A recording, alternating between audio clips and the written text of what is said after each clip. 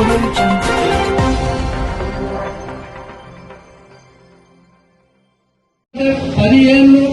సంవత్సరాలు మనము కష్టపడి పార్టీ కోసము, పార్టీ ఎంత ఇబ్బందుల్లో ఉన్నా, అధికార పార్టీ మనం ఎంత ఇబ్బంది పెట్టినా తలొక్కకుండా పార్టీ కొరకు కష్టపడి ఈ రోజు మనం పార్టీని అధికారం తెచ్చుకున్నాక కొంతమంది గుండెలక్కలు ఈ రోజు కావాలని ప్రభుత్వం వచ్చిన 3 నెలల్లో వాళ్ళ ప్రభుత్వం ఉండి ఏమి చేయలేక 10 ఏళ్లు ఈ రోజు కాంగ్రెస్ ప్రభుత్వంలోకి వచ్చి మనల్ని ఇబ్బంది పెట్టాలని చూస్తున్న వాళ్ళకు ఈ వేదిక నుండి హెచ్చరిక చేస్తున్నాడు. మా కార్యకర్తలని ఇబ్బంది పెడితే ఒకవేళ మాకు ముఖ్యంగా మా అనుజ్ రెడ్డి గారు ముఖ్యము, రేపు వంశీచంద్ర రెడ్డి గారికి గెలుపు ముఖ్యం కాబట్టి ఈ రోజు ఎవరైనా పార్టీలోకి వస్తామంటే మేము సాధారణంగా స్వాగతం పలుకుతున్నాం. కానీ రేపు పార్టీలోకి వచ్చినాక మేము కొత్తగా వచ్చినాం, మీరు పాతలు, మీ పాతలు ఒక గుంపు, మా కొత్తలు ఒక గుంపు అని గుంపులు తయారు చేసి మా పాత కార్యకర్తలకు ఎటువంటి ఇబ్బంది పెట్టినా, మా పార్టీకి ఇబ్బంది పెట్టినా చూస్తూ ఊరుకునే లేదు.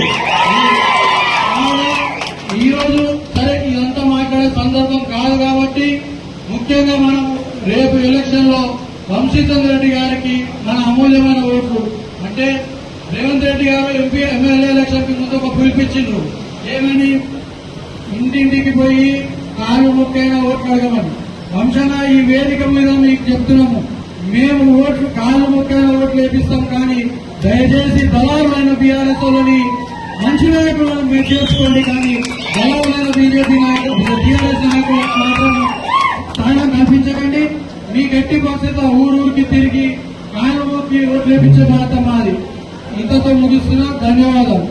ఇప్పుడు ఈ కార్యక్రమాన్ని ఉద్దేశించి మీ బిడ్డని, మీలో ఒకరిని ఈ రోజు మన ఎంపీని కూడా వంశనం కూడా మీరు కలవకుర్తిలో ఎమ్మెల్యేగా నిలబడి మినిస్టర్ అవుతున్నాయి. ఇప్పుడు ఇవన్నీ అవసరం లేకుండా ఆ రోజు త్యాగం చేసి ఇక్కడికి వచ్చి, ఒకప్పుడు మిర్జిల్ మండలం కూడా కలవకుర్తి ఉండే.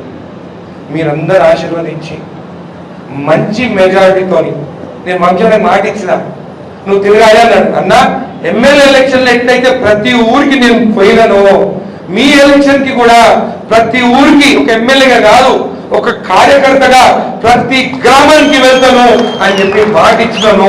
ఈ 19వ తారీఖు నాడు సీఎం రేవంత్ రెడ్డి గారు వస్తున్నారు నామినేషన్ కి. దాని తర్వాత షెడ్యూల్ ఇస్తాము. ఎట్లయితే ఎమ్మెల్యే ఎలక్షన్ అప్పుడు రోజు 10 గ్రామాలకు మనం తిరిగినాము, అట్లనే రోజుకి 10 గ్రామాలకి ముఖ్య నాయకులు నాతో ఉండి మనందరం కలిసి ప్రతి గ్రామానికి వెళ్లి కాంగ్రెస్ పార్టీని గెలిపించాలని చెప్పి ప్రతి గడపకి వెళ్దామని చెప్పి మీకు తెలియదు.